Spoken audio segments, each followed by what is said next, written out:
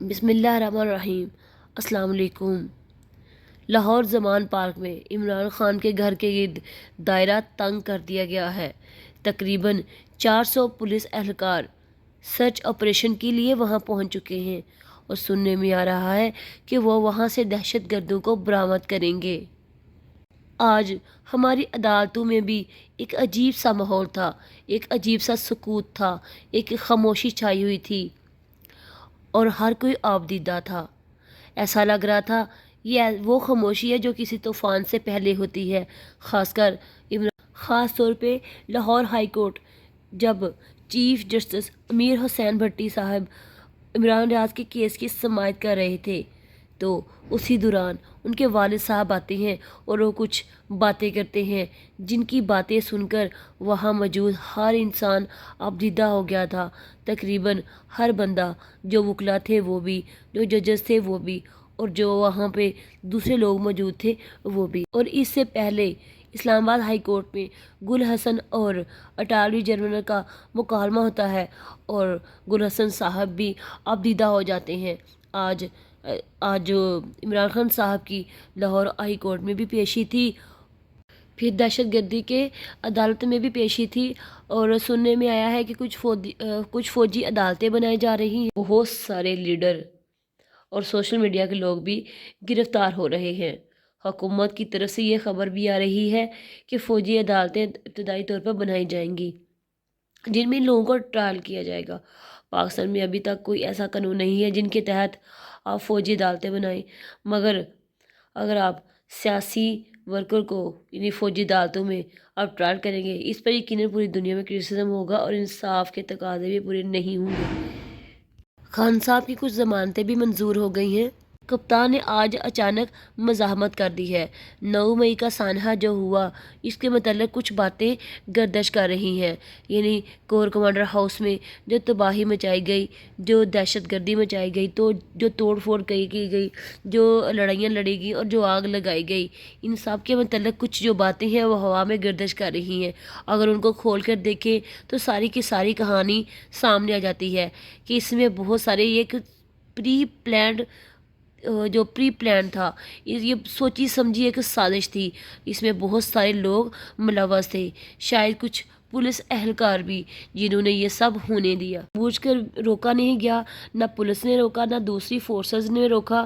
وہاں پر موجود بہت سارے لوگ جو دوسرے ہوتے ہیں جن کی اجازت کے بغیر وہاں پہ پتہ بھی نہیں ہلتا، ان میں سے کسی نے بھی مزاحمت نہیں کی اور وہاں پہ نقصان ہونے دیا، کیونکہ یہ ایک سوچی سمجھی سازش تھی۔ یہ سیدھا ایک پلان تھا عمران خان صاحب کو جال میں پھنسانے کا۔ اور جس جناح ہاؤس کی یہ بات کرتے ہیں، ہم ہرگز ایسا نہیں کہتے کہ یہ حملہ ہونا چاہیے تھا، یہ حملہ نہیں تھا ہونا چاہیے، ہم اس کی حمایت نہیں کر رہے، مگر کیا جناح کے پاکستان کی توہین نہیں ہو رہی؟ کیا یہ وہی پاکستان ہے جیسا جناح چاہتے تھے؟ کیا جناح کے پاکستان میں جمہوریت ہے؟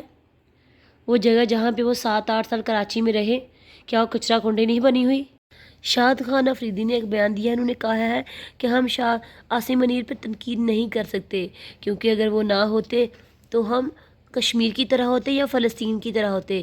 کوئی شک نہیں، ہماری فوج نے ہمارے لیے بہت زیادہ قربانیاں دی ہیں، ہم فوج سے محبت کرتے ہیں، فوج ہم سے محبت کرتی ہے، اس میں کوئی شک نہیں کہ انہوں نے بے شمار قربانیاں دی ہیں ملک کے لیے، لیکن کم سے کم حقیقت تو بیان کرنی چاہیے نا، کیونکہ ملک کو بنانے میں فوج کا کوئی ہاتھ نہیں۔ اگر ہم تاریخ پڑھیں تو یہ چیز سامنے آتی ہے کہ یہ پاکستان کسی آرمی چیف نے نہیں تھا بنایا، نہ کسی فوج نے بنایا تھا، یہ پاکستان ایک وکیل نے بنایا تھا، یعنی جناح نے بنایا تھا۔ تو اس وقت انڈین جو تھی وہ آرمی تھی، ہمارے جو پہلے 2 چیف جسٹس تھے وہ بھی 2 گورے ہی تھے، اس لیے فیکٹس کو دھیان سے بیان کرنا چاہیے۔ کوئی شک نہیں کہ ہماری فوج نے ہمارے لیے بہت کچھ کیا ہے، انہوں نے ملک کو بچانے کے لیے، دفاع کے لیے بہت کچھ کیا ہے، لیکن جو ملک کو بنانے کا کام ہے، جو ملک کو بنایا کس نے، پاکستان کو وجود میں کیسے لایا گیا، تو اس کے پیچھے جو ہاتھ تھا وہ جناح کا تھا۔ دوسری طرف عمران ریاض کی آج سماعت تھی لاہور ہائی کورٹ میں، آئی جی بھی وہاں پہ موجود تھے، مگر وہی فوٹیج جو کچھ دنوں پہلے وہ دکھائی گئی تھی ان سے ایئرپورٹ سے نکلنے کی، آج وہی غائب تھی، وہ کہیں نہیں ملی۔ चीफ जस्टिस साहब ने कहा कि कहाँ गई वो वीडियोस, कहाँ गई वो फुटेज जो कुछ दिन पहले हमने देखी थी, जो कि अभी गायब हो गई हैं। खैर सब लेकिन वो गायब हो चुकी हैं। और आज आईजी उस्मान अनवर साहब ने एक अजीब सी बात कह दी। उन्होंने कहा कि इमरान नियाज़ खुद ही कहीं चले गए हैं और छुप कर बैठे हैं, सारे मामलात से दूर कहीं छुप के बैठे हैं, क्योंकि इमरान नियाज़ किसी अदारे को या पुलिस को मतलूब ही नहीं है। उन लोगों के पास इमरान नियाज़ है ही नहीं। उन्होंने कहा कि यही है कि वो खुद ही कहीं छुपा है, क्योंकि जब वो खुद कहीं छुपा है तो पुलिस उसको कैसे ढूंढ सकती है। ये था आज आईजी का बयान। अब सुने आप सब कुछ कि फुटेज गायब हो गई, जो वीडियो थी वो गायब हो गई, और ऊपर से वो उल्टा चोर कोतवाल को डांटे वाला हिसाब हुआ कि ऊपर से ये लोग कह रहे हैं कि इमरान रियाज साहब खुद ही कहीं गायब हो गए, खुद ही कहीं चले गए। जब उन्होंने ऐसा बयान दिया तो रियाज साहब के जो वालिद साहब हैं, रियाज साहब हैं, वो आ गए और उन्होंने कहा कि आप कुरान पाक पे हाथ रख के ये कसम खा लें तो हम अपना केस वापस ले लेते हैं। उन्होंने कहा कि उसे एजेंसियां उठा के ले गई हैं। उन्होंने कहा कि उसको मार दें ताकि हमें सब्र तो आ जाए, ऐसे हम रोज़ रोज़ मर रहे हैं। उन्होंने कहा कि मैं वालिद हूँ इमरान रियाज का, मैंने उसको सच बोलना सिखाया है, प्लीज़ मुझे मेरा बेटा वापस कर दें और अल्लाह आप लोगों की औलादों को सलामत रखे। उन्होंने ये भी कहा कि हम लोग सच बोलने वाले हैं, हमने अपने बच्चों को सच बोलना सिखाया है और यही हमारा गुनाह है, हमें मार दो, हम सबको मार दो या फिर मेरे बेटे को छोड़ दो। उन्होंने ये भी कहा ये पाकिस्तान है, यहाँ पे लोग गायब हो जाते हैं और फिर उनका कुछ पता नहीं चलता। उन्होंने कहा कि सोए हुए को जगाया जा सकता है लेकिन जागे हुए को जगाया नहीं जा सकता। ये सब लोग झूठ बोल रहे हैं, इनको पता है कि मेरा बेटा कहाँ है और इन्हीं ने मेरे बेटे को गायब किया है, ये सब जानते हैं जो कि अनजान भर रहे हैं। आज जो हुआ वो पाकिस्तान के स्याह सफ़ों में याद रखा जाएगा। अब अदालत रिहाई का हुक्म देती है तो किसी और जगह से उनको फिर से दोबारा गिरफ्तार कर लिया जाता है, जैसा कि श्री मज़ारी के साथ हुआ और बाकी भी बहुत सारे लोगों के साथ हुआ, फवाद साहब के साथ हुआ। दूसरी बात, इमरान खान साहब के मामले में 2 जून तक जो उनकी ज़मानत है वो मंजूर हो गई।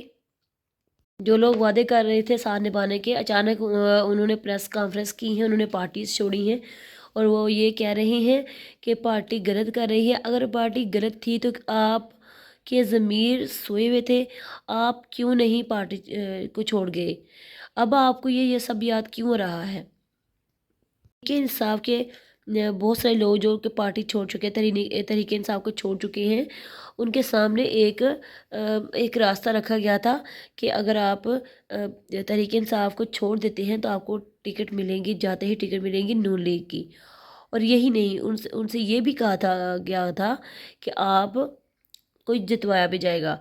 मगर मगर हुआ ये कि जब इन्होंने पार्टी को छोड़ा और उन्होंने नून लीग के लोगों के पास गए तो नून लोग में मौजूद कुछ लोगों ने कहा कि अगर ये पार्टी में रहेंगे तो हम पार्टी छोड़ देंगे और हम तहरीक इंसाफ में चले जाएंगे। अब वो ना घर के रहे न घाट के, अब उनके साथ ये सब हो रहा है। अब पार्टी को छोड़ने वाले वापसी के रास्ते ढूंढ रहे हैं, मगर खान साहब ने वापसी के सारे रास्ते बंद कर दिए हैं। दूसरी बात ये कि खान की मुलाकात होने जा रही है दोबारा से, जो कि पहले भी कुछ दिन हुई थी, और उम्मीद है कि बहुत सारी चीज़ें जो है गलत फहमियाँ हैं वो दूर हो जाएंगी और अल्लाह करे ऐसा हो जाए, क्योंकि अगर ऐसा ना हुआ तो हो सकता है तहरीक इंसाफ को नुकसान हो।